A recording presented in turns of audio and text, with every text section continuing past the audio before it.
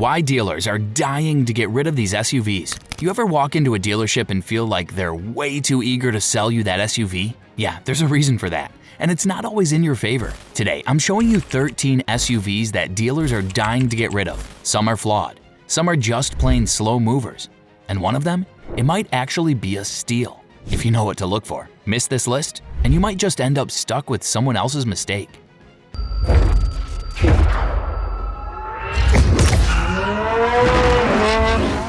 Starting our countdown at number 13 is the Porsche Cayenne. This isn't a bad vehicle by any stretch. It's actually a fantastic performer, with the top turbo GT pushing 650 horsepower from its twin-turbo V8, rocketing from 0 to 60 in just 3.1 seconds. So what's the problem?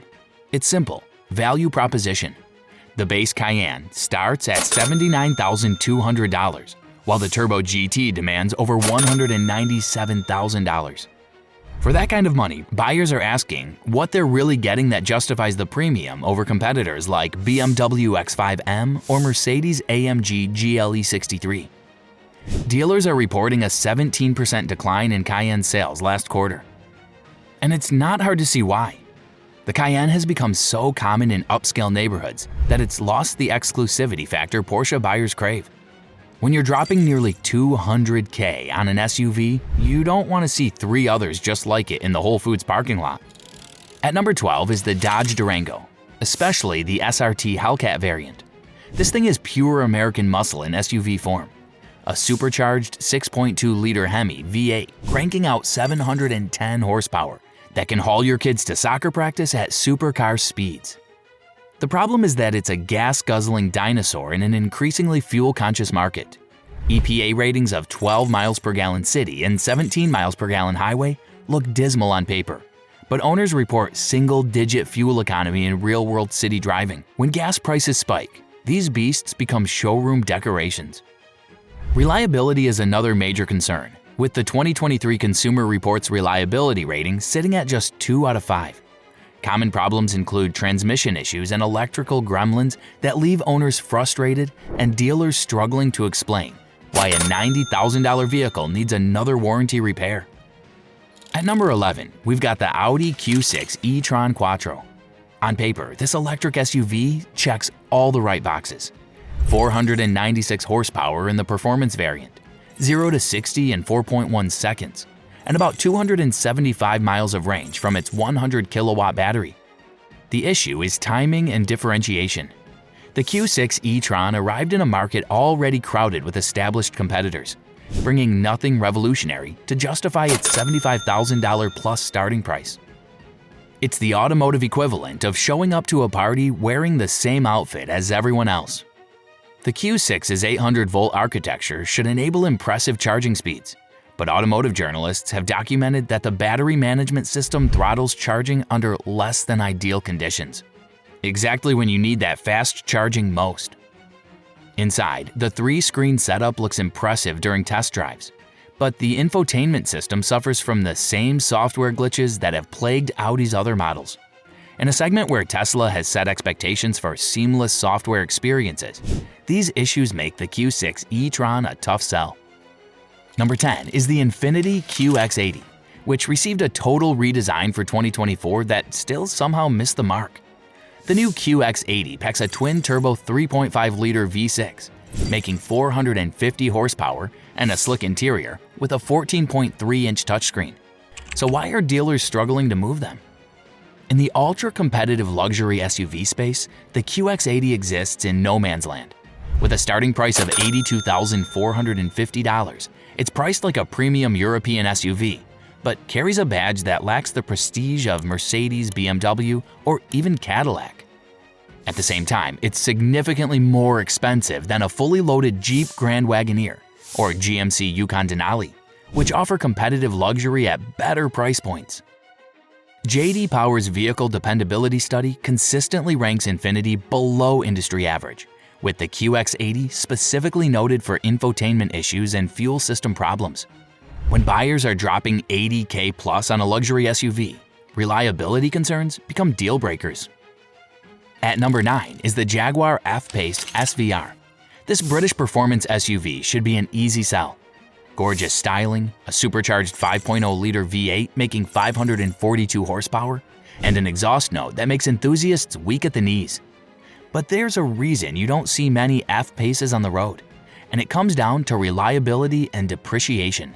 Consumer Reports consistently places Jaguar near the bottom of its reliability rankings, with the F-Pace specifically called out for electrical problems and in-car electronics failures. The depreciation figures are what really kill F-Pace sales. Industry data shows that after just 3 years, the F-Pace typically retains only about 45% of its original value, among the worst in its class. For a vehicle starting at $72,000 or $89,500 for the SVR, that means hemorrhaging tens of thousands in value while competitors like the Porsche Macan hold steady. Service costs run about 32% higher than German competitors, making ownership a true financial commitment. Beautiful as it may be, the F-Pace has become the vehicle that dealers offer last during the walk-around tour.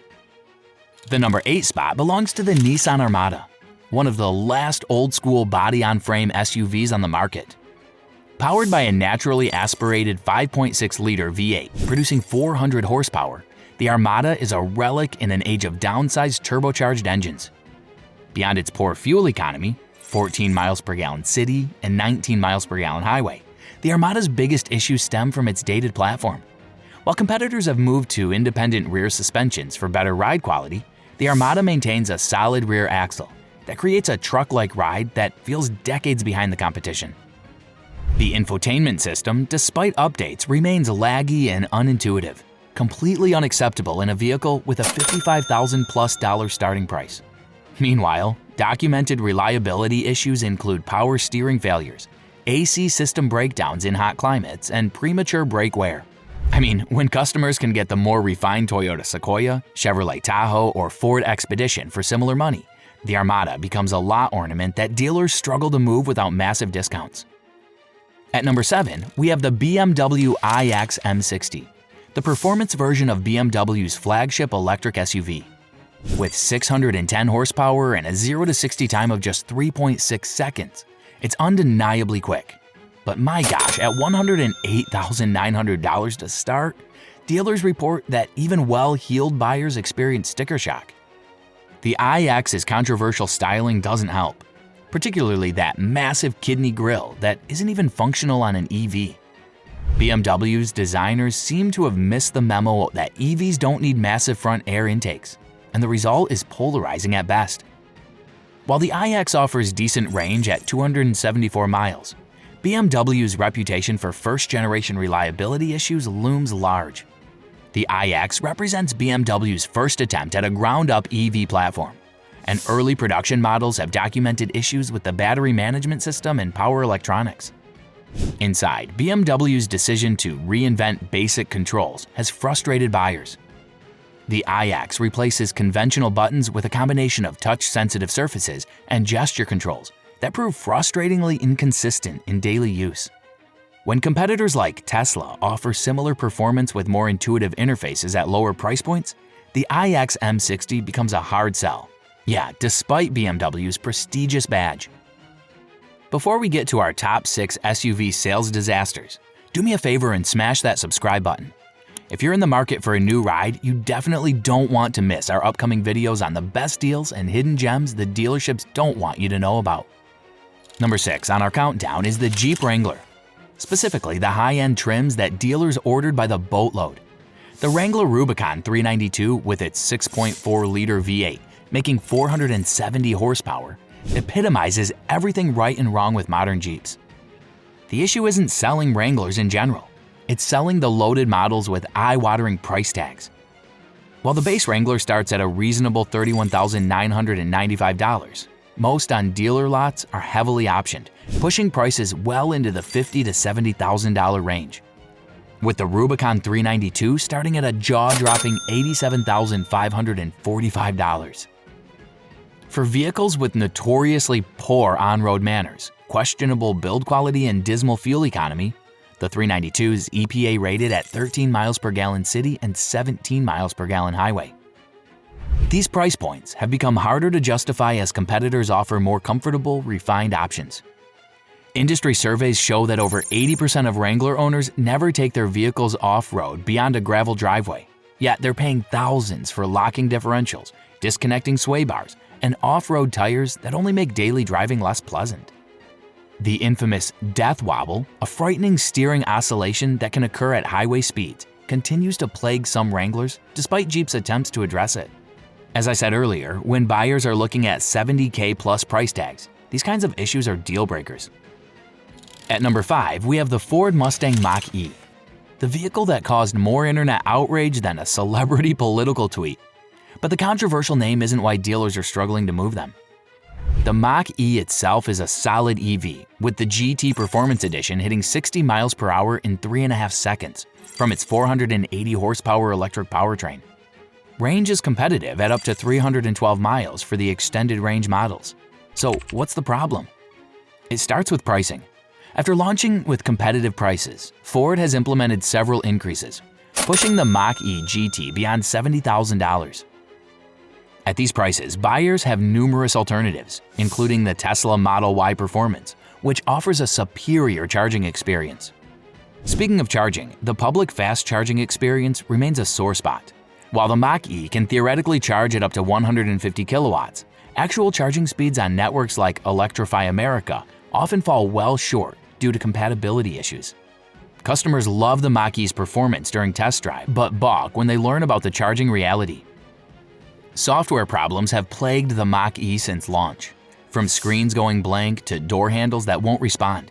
The gulf between traditional automotive reliability and software-defined vehicles becomes painfully apparent. Ford has pushed multiple over-the-air updates, but many problems persist. As the Mach-E struggles to find its market, dealers find themselves caught between traditional Mustang fans who hate the name and EV buyers who prefer Tesla's more mature ecosystem. The Cadillac Escalade IQ lands at number 4 on our list.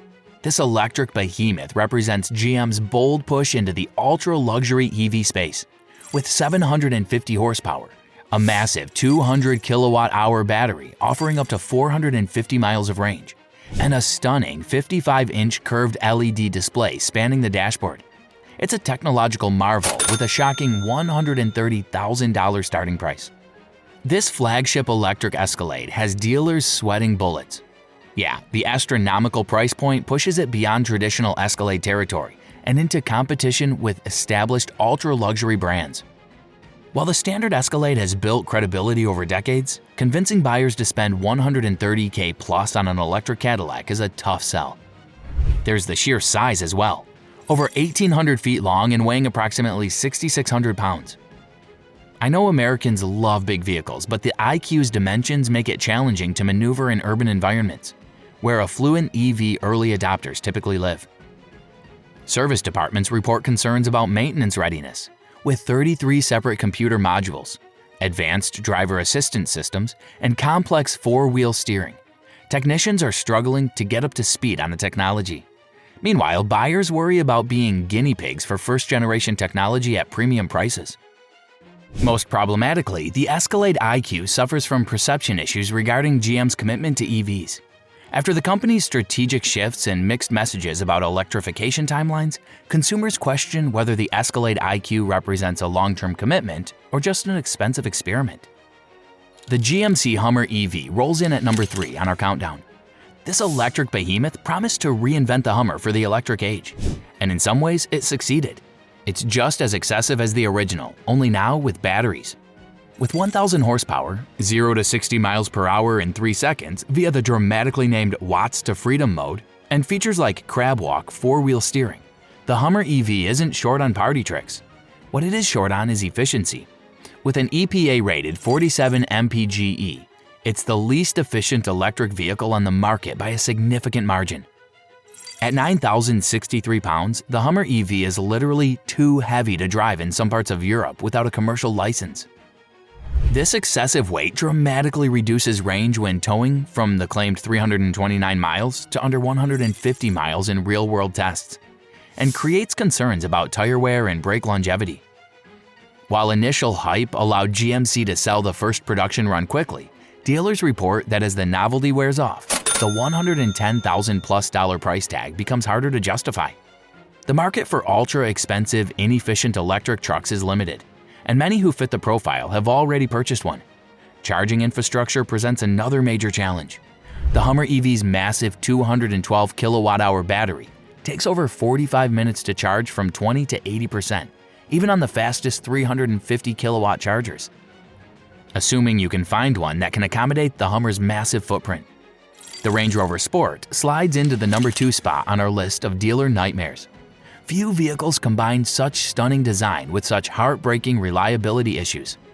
The latest generation Range Rover Sport starts at $83,000 and quickly climbs past $140,000 for Autobiography P530 with its BMW-sourced 4.4-liter twin-turbo V8. It offers a gorgeous interior trimmed in high-quality leather, floating touchscreens, and active noise cancellation for a serene driving experience. So why are dealers desperate to move them? Look at J.D. Power's Vehicle Dependability Study, where Land Rover consistently ranks at or near the bottom. Common issues include electric problems that drain batteries overnight, infotainment screens that randomly reboot, air suspension failures that leave vehicles sagging, and terrain response systems that get confused on perfectly dry pavement. The depreciation figures tell the real story. A 3-year-old Range Rover Sport typically retains only about 42% of its original value, among the worst in the luxury segment. This makes leasing prohibitively expensive due to poor residual values, while cash buyers face a prospect of losing over $45,000 in just 3 years. As electric and hybrid options proliferate in the luxury SUV market, the Range Rover Sport's relatively poor fuel economy, 15 mpg city and 20 mpg highway for the V8 models, further dampens appeal. Meanwhile, the brand has been slow to deliver on its promised electrification strategy, leaving the current models feeling like beautiful dinosaurs awaiting extinction. Taking the crown for the SUV that dealers are most desperate to offload is the Mercedes-Benz AMG GLE 63. This high-performance luxury SUV packs a hand-built 4.0-liter bit-turbo V8, making 603 horsepower in the S variant, hitting 60 miles per hour in just 3.7 seconds despite weighing over 5,300 pounds. Of course, the problem starts with the price. Beginning at $120,100 and easily exceeding $140,000 with options. At this price point, the AMG GLE 63 faces increasing competition from electric performance vehicles like the Tesla Model X Plaid, which offers superior acceleration and lower running costs. Reliability concerns plague these high-performance machines. The AMG GLE 63 uses a complex 48-volt EQ boost mild hybrid system, air suspension, active anti-roll bars, and a 9-speed transmission, all controlled by sophisticated electronics with documented failure rates. Technical service bulletins for oil cooler leaks, transmission software glitches, and turbocharger issues have damaged confidence in long-term reliability. Maintenance costs are eye-watering. The carbon ceramic brakes, an $8,950 option, typically need replacement around 50,000 miles at a cost approaching $13,000.